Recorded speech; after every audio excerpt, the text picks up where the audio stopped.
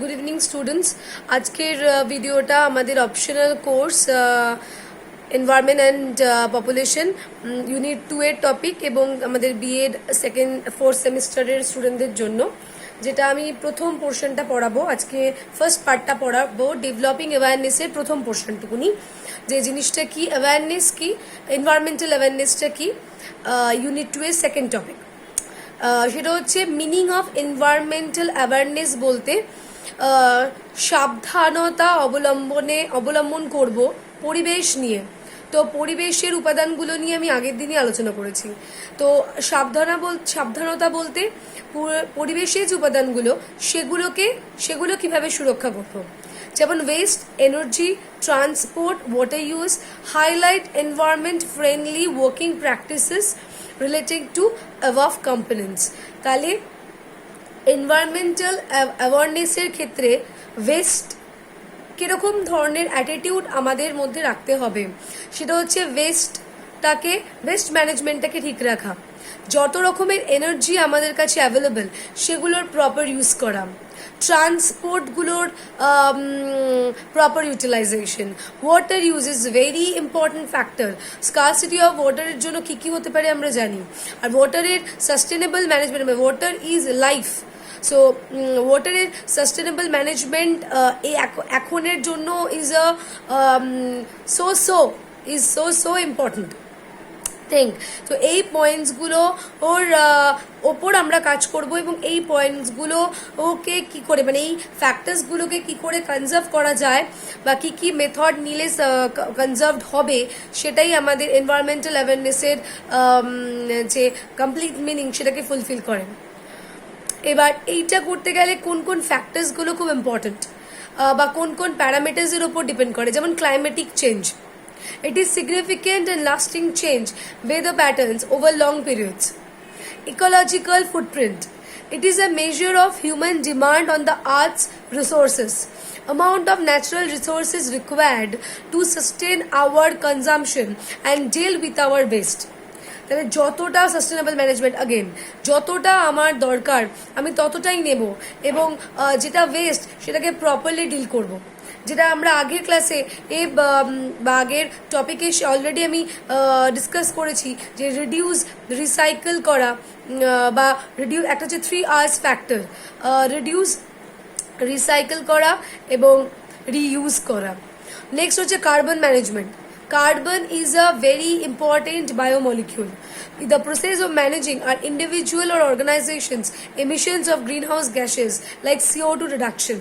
Greenhouse gas আমরা পরের topic এটা রিগার্ডিং যে পরের পোর্শন, তখন আমরা এটা আলোচনা করবো, যে আজকের ক্লাসে করবো না। এই প্রত্যেক কটা টপিক যেমন ক্লাইমেটিক চেঞ্জ, গ্লোবাল ওয়ার্মিং বা এমিশন অফ CO2, এগুলো নিয়ে আমরা আলাদা আলাদা করে ডিসকাস করবো। আজকে জাস্ট একটা ইন্ট্রোডাক্টরি ক্লাস বা সেকশন আমি করছি। Sustainable development that meets the needs of the present without compromising the ability of future generation to meet their own needs. আমি আমার প্রেজেন্টের যা পাচ্ছি সেগুলোকে ফিউচারের জন্য রেখে ইউজ করব, কোনোভাবেই যাতে ফিউচার জেনারেশন কম্প্রোমাইজ না করে সেটা একটা ইন্ডিভিজুয়াল এবং অর্গানাইজেশনের রেসপন্সিবিলিটি। এইভাবে এই পার্টিকুলার ক্যারেক্টারিস্টিক্সই কিন্তু যদি ইন্ডিভিজুয়ালসদের মধ্যে থাকে, তবেই এনভায়রনমেন্টাল অ্যাওয়ারনেসের বিষয়টা আরও বেশি অ্যাপ্রোপ্রিয়েট হবে। এবার হচ্ছে এনভায়রনমেন্টাল চেঞ্জ। এবার পরিবেশে কিছু এমন হয় যেগুলো পজিটিভ ইম্প্যাক্ট থাকে, কিছু নেগেটিভ ইম্প্যাক্ট থাকে। তো পজিটিভ ইম্প্যাক্টগুলো কীরকম হতে পারে, যে মানে impact of environmental change, basically negative impact, যে পরিবেশের মধ্যে যে ন্যাচারালি বা আর্টিফিশিয়ালি চেঞ্জ হচ্ছে তার ইম্প্যাক্টটা অন এনভায়রনমেন্ট বা অন আস কীভাবে পড়ছে। Developed world resource use higher, population growth, average footprint measures in planets, need for food, energy use, transport and deforestation, speed in which it takes to regenerate what we use in a year. এই ফ্যাক্টরসগুলোকে আমাদের মাথায় রেখে চলতে হবে,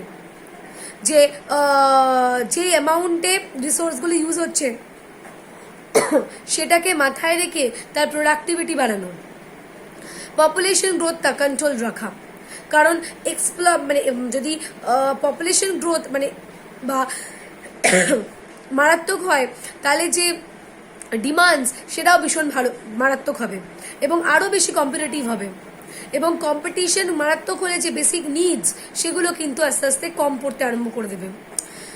তারপরের পরটাই ওটাই আছে sorry need for food need for food, transport, energy use, agriculture, deforestation.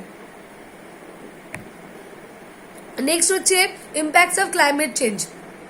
Climate change কিন্তু যেমন ন্যাচারালি হয় আবার অনেকটা কিন্তু আর্টিফিশিয়ালিও হয়, যে এত গাড়ি মানে পলিউশন, ডিউ টু পলিউশনও কিন্তু প্রচুর পরিমাণে ক্লাইমেটিক চেঞ্জেস দেখা যাচ্ছে, যেমন গ্লোবাল টেম্পারেচার রাইজ, এগুলো তোমরা অলরেডি খুব নোন টপিক এবং পরে আমরা আরও ডিটেলসে পড়বো।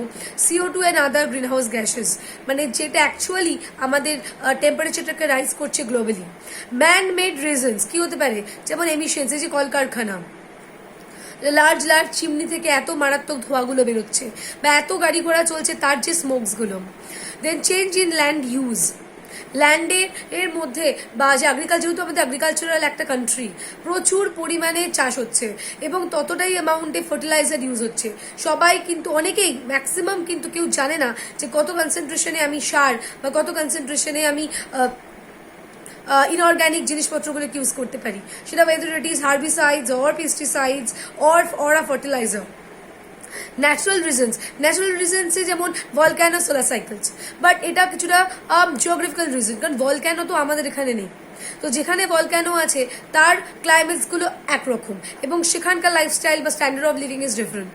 এবার সোলার সাইকেলস বলতে it's renewable sources of energy, যে সানটাকে আমি রিউজ করতে পারি করে ওখান থেকে যে সোলার সেল, সোলার যে তোমার সেটসগুলো, সোলার ব্যাটারি, এগুলোর মধ্যে থেকে কি হচ্ছে না, আমি একটা এমন একটা সোর্স অফ এনার্জি ইউজ করছি যেটা কখনোই শেষ হয়ে যাবে না বা আমাকে কিছু ফেরতও দিতে হবে না, এবং তার যে কস্টিং বা তার যে ইমপ্লিমেন্ট ইজ ভেরি হাই, মানে অত বেশি এক্সপেন্সিভও নয়।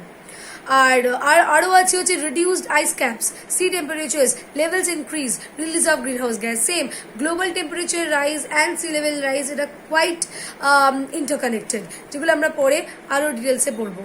গ্রিন হাউস এফেক্টের মধ্যে কিরকম, সাম সানলাইট, মানে বেসিক্যালি গ্রিন হাউস এফেক্টটা কি, যে সানলাইটগুলো আসছে যেটা রেডিয়েট হয়ে যাওয়ার কথা, but so much amount of greenhouse gases of the atmosphere, it creates an envelope, এবং যার জন্য ওই যে হিটটা সেটা কিন্তু রেডিয়েট করতে পারছে না, যার ফলে গ্র্যাজুয়ালি বা ইভেনচুয়ালি আমাদের টেম্পারেচারটা, আর্থের টেম্পারেচারটা ক্রমশ বেড়ে যাচ্ছে। এবং গ্রিন হাউস গ্যাস শুধুমাত্র CO2 নেই, অনেক গ্রিন হাউস গ্যাসেস আর দেয়, মিথেন আছে, নাইট্রাস অক্সাইড আছে, সালফার ডাই অক্সাইড আছে, CO2 আছে। আচ্ছা, CO2 এমিশনস, এই যে CO2 এমিশনস কিন্তু বা রিডাকশন অফ CO2 কিন্তু একটা ভেরি ইম্পর্টেন্ট ফ্যাক্টর, কারণ CO2 যত বেশি টেম্পারেচার, যত বেশি আমাদের অ্যাটমসফিয়ারে থাকবে তত কিন্তু আমাদের গ্লোবাল ওয়ার্মিংয়ের যে প্রবাবিলিটি ওটা বেড়ে যাবে ক্রমশ। এবার এগ্রিকালচার থেকেও বেরোয়, কোন ফিল্ড থেকে বেরোয়, fluorinated gases, waste industry, transport industry, household, কোন সেক্টর থেকে আমাদের CO2 বেরোচ্ছে না। তার মানেই হচ্ছে এত CO2 যখন বেরোচ্ছে, এই CO2-র একমাত্র ইউটিলাইজেশন হচ্ছে রিফরেস্টেশন। যত বেশি তুমি প্লান্টেশন করবে, যত বেশি তুমি ফরেস্ট তৈরি করবে, তত কিন্তু এই CO2গুলো ইউটিলাইজ হয়ে যাবে। এটাই একমাত্র way to reduce the amount of CO2 in the atmosphere, আর কিন্তু অন্য কোনো ওয়ে নেই, যেটা আমাদের করা হচ্ছে না। বেশি ইন্ডাস্ট্রি আসছে, বেশি CO2 এমিটেড হচ্ছে। আমি এক্ষুনি বললাম যে কোন সেক্টরসে CO2 এমিশনস আর so high. Not only CO2, any greenhouse gases, প্রচুর পরিমাণে গ্রিন হাউস গ্যাসেস বেরিয়ে যাচ্ছে কন্টিনিউয়াসলি, এবং যেটা আমাদের টেম্পারেচারটাকে রাইজ করতে হেল্প করছে, এবং তার ফলেই কিন্তু রেজাল্টিং গ্লোবাল ওয়ার্মিং। আর মেজর ইম্প্যাক্টস কী কী, যেগুলো আমরা পরে, মানে মেজর ইম্প্যাক্ট যেটা পড়ছে, একটা হচ্ছে ফার্স্ট হচ্ছে গ্লোবাল ওয়ার্মিং, মানে on environment and on us. Then হচ্ছে health issue, sea level rise, temperature rise, ocean acidification, যার জন্য প্রচুর অ্যাকোয়াটিক লাইফ নষ্ট হয়ে যাচ্ছে, প্রচুর অ্যাকোয়াটিক ইকোসিস্টেম নষ্ট হয়ে যাচ্ছে। ডিফরেস্টেশনটা তো অবশ্যই, এত ইন্ডাস্ট্রিয়াল রেভলিউশন যেই মাত্র শুরু হয়েছে, যত বেশি এই ম্যানমেড অ্যাক্টিভিটিস বা হিউম্যান অ্যাক্টিভিটিস বেড়েছে, তত বেশি ডিফরেস্টেশন হয়েছে। ইকোসিস্টেম স্ট্রেন মানে ইকোসিস্টেম আস্তে আস্তে নষ্ট হয়ে যাচ্ছে। কারণ আমি যদি একটা বন কেটে সেখানে একটা ফ্যাক্টরি লাগাই, তাহলেই বুঝতে পারছি যে কতগুলো ইকোসিস্টেমকে আমি নষ্ট করে দিলাম। এক্সট্রিম ওয়েদার, এই যে আমার no deforestation and only deforestation and only industrial revolution, so resulting আমার total damage of our environment, মানে এক্সট্রিম ওয়েদার, যেটাই global warming. Loss of biodiversity, এই আমি সবচেয়ে ক্ষতি করে দিচ্ছি ওয়াইল্ড লাইফ, আমার ওয়াইল্ড লাইফ নষ্ট হয়ে যাচ্ছে। ওয়াইল্ড লাইফ নষ্ট হচ্ছে মানে কি শুধু ওদের হ্যাবিট্যাটটাকে তুমি নষ্ট করছো? না, সেখানকার ভেজিটেশন, সেখানকার যে নেটিভ পিপল, তাদের যে জীবিকা, সেটাও তুমি কেড়ে নিচ্ছ। তো অনেক কিছু, মানে একটা আমার awareness, environment awareness programme is so important to conserve your environment, to know about your environment. এটা আমাদের খুব ইম্পর্টেন্ট প্রোগ্রামসগুলো জানতে হবে এবং আমাদের এনভায়রনমেন্টকে বাঁচাতে হবে। যেটা এরকম এখন কারেন্ট কন্ডিশন, শুধুমাত্র আমরা নেগেটিভ কিছু ইম্প্যাক্টস পড়লাম, যেগুলো আরেকটু ডিটেলসে আমরা পরের ভিডিওতে আমি আলোচনা করব। শুধু দেখলাম যে ডেভেলপিং, মানে এইটা হচ্ছে আমার প্রবলেমস। এর পরেরটাতে আমি ডিসকাস করব যে প্রবলেমসগুলোকে আর একটু ডিটেলসে, এবং তার পরের ভিডিওতে আমি ডিসকাস করব যে আমি কি কি প্রোগ্রামস বা কি কি জায়গা আমি ইনপুট করতে পারি ইন দ্য স্কুল লেভেল, কারণ আমি যদি ছোটোবেলা থেকে জিনিসটা ইনপুট করি, তাহলেই কিন্তু সেটা হ্যাবিট হবে এবং সেটা পরবর্তীকালে আমাদেরই এনভায়রনমেন্টে হেল্প করবে।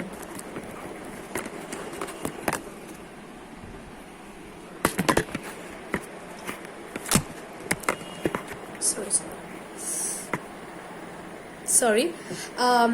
So basically, developing awareness, developing environmental awareness, meaning is that যা resources আছে, whether it is natural or artificial, renewable or non-renewable, degradable or biodegradable, to know about, to study about them, to know about them, and to কি বলবো, create a healthy environment for us to conserve those resources. এটাই একমাত্র উপায় যে আমরা conserve করতে শিখি এবং ইন্ডিভিজুয়ালি সাস্টেনেবল ডেভেলপমেন্টটা আসুক, যাতে আমরা আমাদের এনভায়রনমেন্টকে বাঁচাতে পারি। তো আজকে আমাদের ক্লাসটা এটুকুনি থাকলো। এরপরের ক্লাসে আমরা এই টপিকটারই আরেকটা এক্সটেন্ডেড পার্ট নিয়ে ডিসকাস করব। Thank you.